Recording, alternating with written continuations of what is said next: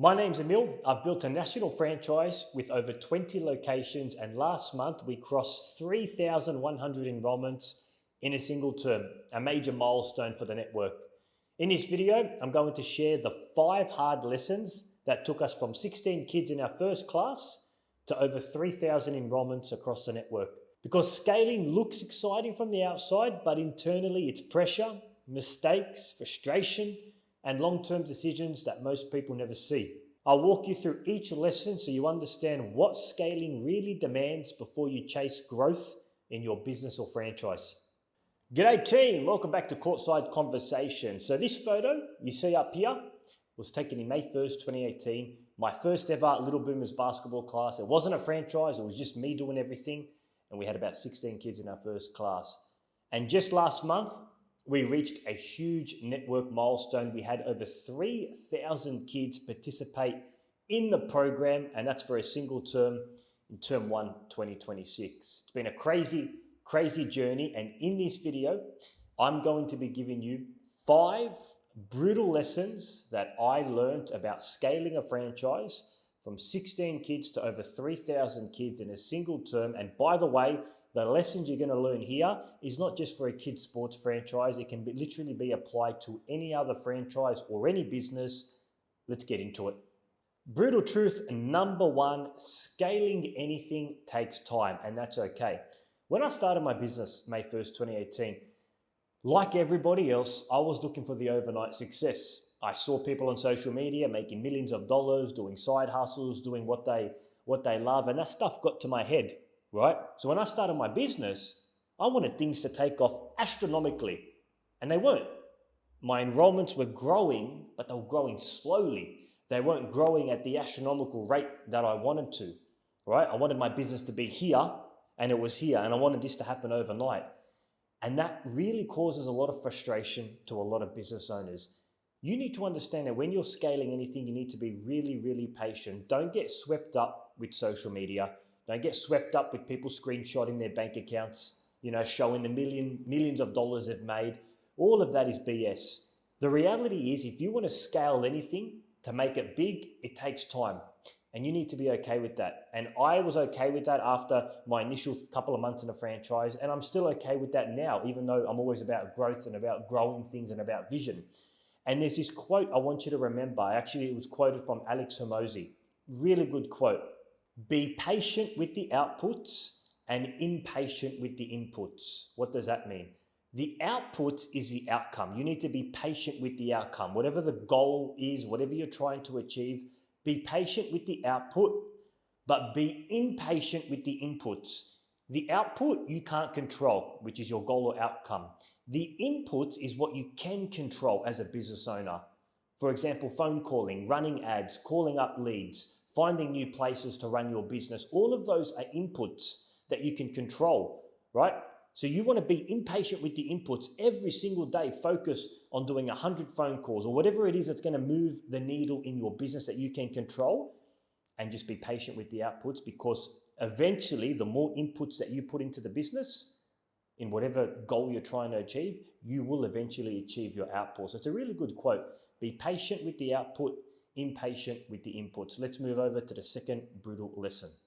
Brutal truth number 2, systems equal scale. Geez, I learned this lesson early on.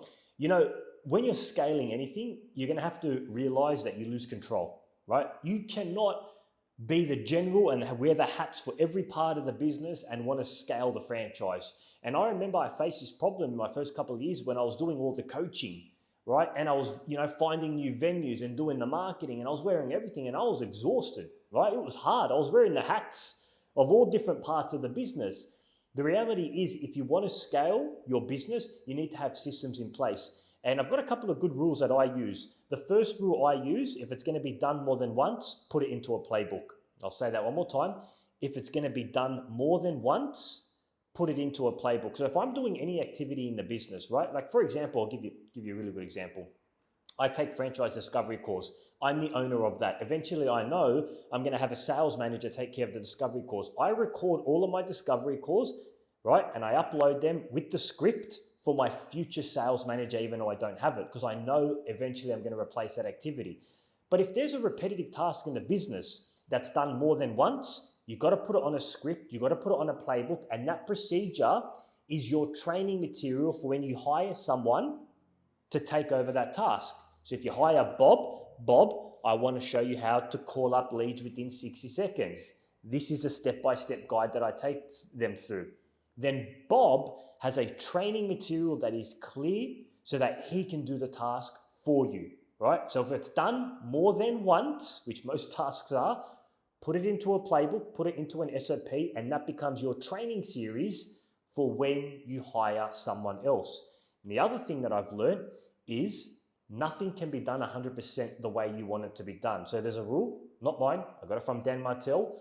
80% done is 100% awesome. So if somebody can do a task 80% to the level that you would do it, that in my books is considered great, because nobody is going to be like you. Nobody is going to do it 100% to the way that you want to do it. It's a false illusion. It's a fugazi. It's a fallacy. So if it's 80% done, it's 100% awesome. Let's move over to the third lesson.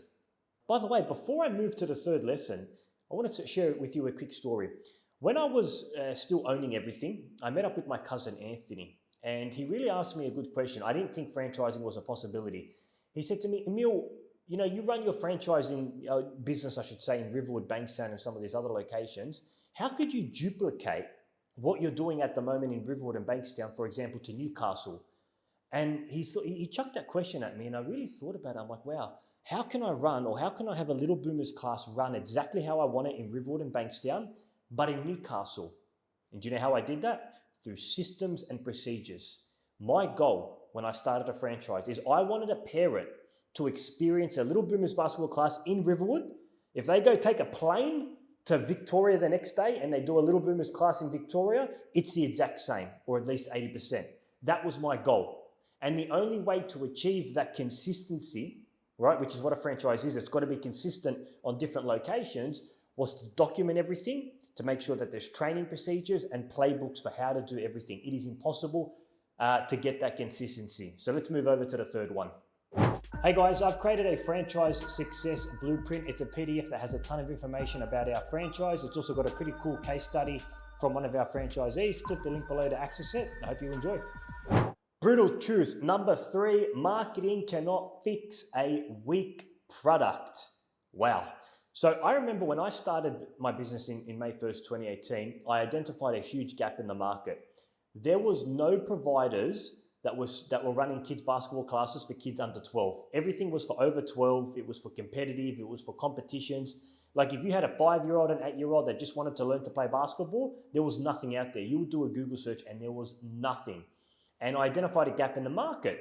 And I wanted to make sure that the product I offer gives a tremendous amount of value to a parent. Because if anything that you're starting requires on a strong marketing campaign or a flashy sale, you're going to be exposed eventually and your business is going to be closed down. You need to make sure that the product or the service that you are offering gives a tremendous amount of value to the consumer. And when I developed my product and I had the parents come in, I remember in May 1st, they were shocked. And they all said to me the same thing. My God, I haven't seen anything like this. We have been searching for this for years, for somebody to learn basketball and also get to play a game at ages 5, 6, 7, 8, 9, 10. There was nothing like that. And that's the feedback that I got from parents, which means they got a huge amount of value from that.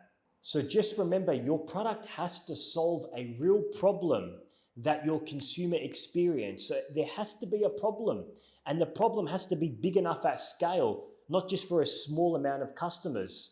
So for me, I identified that problem and now we've expanded it all across Australia. So remember, marketing cannot solve for a weak product or a weak service. Make sure you're delivering a tremendous amount of value. And the last thing I want to mention on that is once you start to deliver a huge amount of value consistently, predictably, and reliability, I should say, you're going to develop what's called raving fans. These raving fans will be with you thick and thin. Whether you increase your prices or whatever you do, they will stay and promote your business. And at Little Boomers Basketball, I have still got parents from us that are still with us in 2026 from 2018. 6 years, right, of raving fans. Their child is literally 6 years older and they're still in our program. So once you deliver value, exceed your customer's expectation, and consistently provide value, you will develop what's called raving fans, and boy, are they good to have in any business. Brutal truth number 4, long-term success in business requires a brand. Building a brand is a key to long-term success in business. And unfortunately, you can't build a brand overnight. It takes years. Let me ask you a question. Louis Vuitton, how much do those bags go for? 10, 20, 30,000. Rolex, you've got to be on a wait list for 2 years. And they're about 30, 40. Some watches are 80, 90 grand. Why do people pull out money out of their wallet and pay an absurd amount of money for these items? But if they go to their local barista and they say there's a coffee increase of 50 cents, the price for coffee has gone up, they lose their marbles. Wow, what's this coffee increase? I'm going somewhere else. Why is that? It's because building a brand, when you have a strong brand, when you have built a brand, you have pricing power. So you need to ask yourself what you need to ask yourself, I should say, is what does your brand stand for? I'll give you an example. If you go to buy a Toyota vehicle in Australia, are people buying Toyota because it's a luxury car? Give me one word that is synonymous with Toyota. It's reliability. These things last. They are never in the mechanic. Toyota equals reliability. And they're not known for their luxury cars, are they? Let's take, for example, another dealership. Mercedes. What's the first word that comes to your mind? Mercedes equals luxury. People don't buy a Mercedes for the reliability of the cars. In fact, I hear that they're in the mechanics half the time, right? So every brand has to have a word or something that they stand for. What does your brand stand for, right? And the only way to build a brand is through a good reputation with your customers, and you have to give it time. It's those little things over time, over a decade, that allows you to build a brand. But the thing is, once you start to build a brand, you now have authority, pricing power to charge what you want, and your customers and clienteles will continue to pay that price. Let's move over to the next lesson. Brutal truth number 5, scaling anything exposes your weaknesses, and that's okay. So I remember when I was expanding my franchise in the business, I was running into continuous problems. And I thought, why am I running into problems? And then I read a book, and it gave me a very interesting circle. Problems equals opportunities. You solve those, and then a new problem comes. So the reality is, if you don't have any new problems in your business is dying. So problems are good. Problems equals opportunity, and then when you solve them, that's not it. Another problem comes.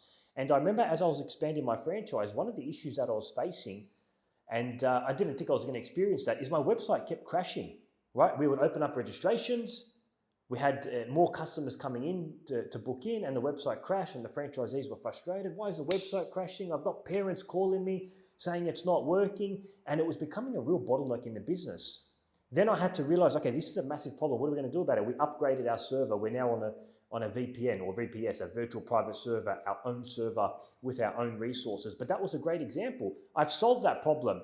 Do I have no more problems now? No, there's more problems. I then started to bring on more franchisees, and I realized these franchisees needed more support, and our head office support team wasn't strong enough to support all these new franchisees. So I had to bring on more support team members. I had to bring on a franchise performance coach. I had to bring on more administration team members. I had to refine some of the systems within the network, right? These are growth problems. But the reality is, when you're scaling anything, it's going to expose your weaknesses, and that's okay. That's part of scaling. When you get those weaknesses, aka problems, put a solution in place, and then you move to the next problem. And it's like a merry-go-round wheel. It goes around and around and around. So that's it, team. Those are my 5 brutal lessons that I've learned from scaling my franchise to 16 kids in May 1st, 2018 to over 3,000 kids just at the start of 2026. It's been a crazy journey, and who knows, when I get to 10,000 kids, I'm going to have a whole bunch of other problems, and I'll put another video about that later. If you enjoyed today's episode, guys, share it with a friend, like and subscribe. Put something in the comment, by the way. Let me know what other videos you want to see, and I will see you in the next video. God bless. Take care.